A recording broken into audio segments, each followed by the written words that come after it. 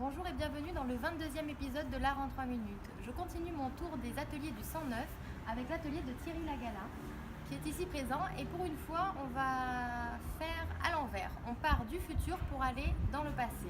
Bonjour Thierry. Bonjour. Est-ce que vous êtes prêt à répondre à 3 questions en 3 minutes? Oui.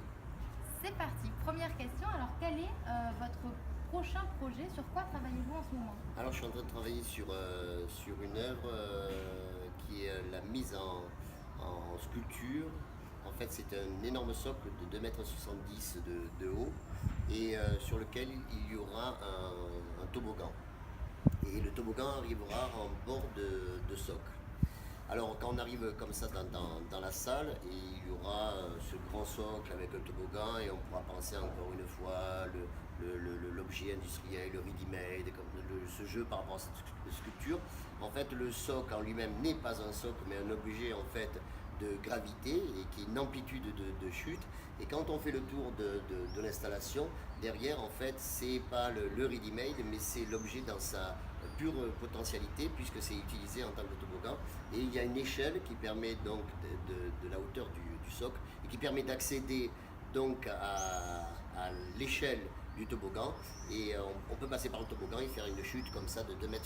Et donc ça s'appelle La nature existe, c'est rigolo. Œuvre travaillant sur la chute et sur le burlesque et le rapport à la nature et à la gravité.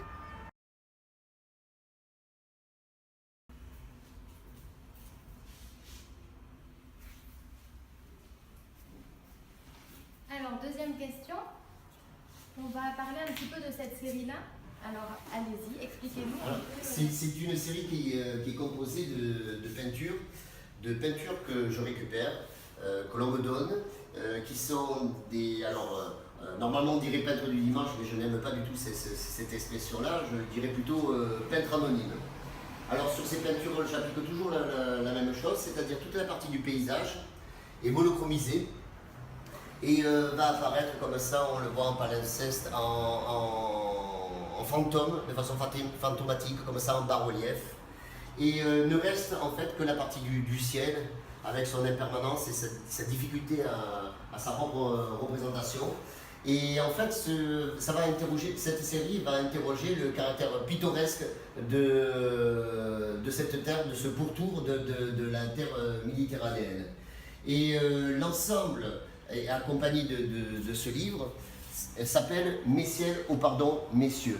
Alors c'est accompagné ici par le livre de Pierre Cabagne, donc le grand historien d'art, spécialiste de Picasso, qui a fait les derniers entretiens avec Duchamp, Le Midi des peintres.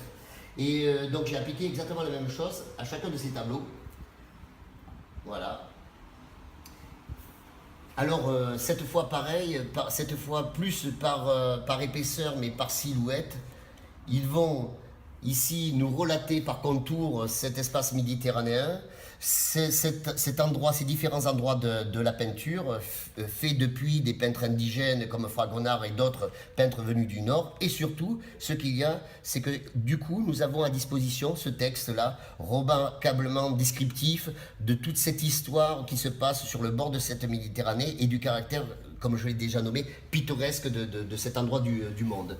Et très intéressant, c'est qu'avec certains peintres qui ont pu tomber plus ou moins dans un oubli, et d'autres, Cézanne, justement je tombe sur Cézanne, dont les silhouettes et les titres nous rappellent toute une histoire de la peinture. Ce texte-là peut accompagner magnifiquement, non seulement évidemment les pages dont il est issu, mais on peut l'appliquer, et il accompagne avec caractère merveilleux les peintures de ces peintres anonymes. Et on voit bien qu'en fait ce qui lie en fait depuis ces séries de ces peintres anonymes récupérés jusqu'aux livres historiques, ce qui lie c'est cet endroit, et je le répète, le caractère pittoresque de cet endroit de la nature. Troisième question. Quel est le rapport à l'atelier dans votre création? Non. Merci, à bientôt pour un prochain épisode.